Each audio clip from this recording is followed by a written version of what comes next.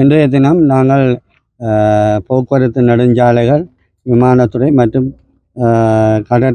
கடல் கப்பல் துறை அமைச்சர் தோழர் விமல் ரத்நாயக்கவுடன் இந்த வட்டுவாகல் பாலத்தின் ஆரம்பகட்ட வேலைகளை ஆரம்பிப்பதற்கான பூர்வாங்க நடவடிக்கையை மேற்கொள்ளும் பொருட்டு இன்றைய தினம் பார்வையிட வந்துள்ளோம்.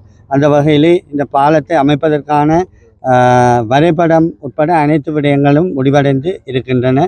அந்த வகையிலே எதிர்வரும் ஜூன் மாதம் அளவிலே இதற்கான டெண்டர்கள் கோல் பண்ணுவதற்கு வாய்ப்பு இருக்கின்றது.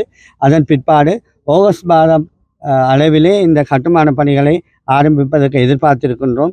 அது மட்டுமில்லாமல் 2006ஆம் ஆண்டு இறுதி பகுதிக்குள்ளே இந்த வேலை திட்டத்தை முழுவதுமாக முடித்து வைப்பதற்கு நாங்கள் தீர்மானித்து 2026ஆம் ஆண்டு இறுதி பகுதியில் முடிவடைவதற்கு தீர்மானித்திருக்கின்றோம்.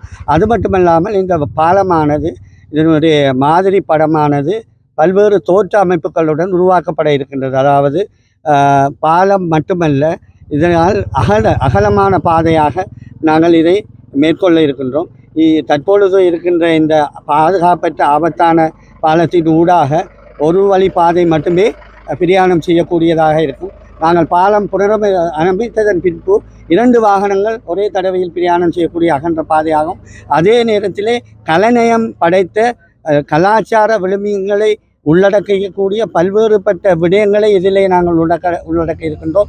இதிலே பொழுதுபோக்கு அம்சங்களை மேற்கொள்ளக்கூடிய வகையிலான மாதிரி இடங்களும் உருவாக்கப்பட இருக்கின்றன இந்த பாலத்திலே.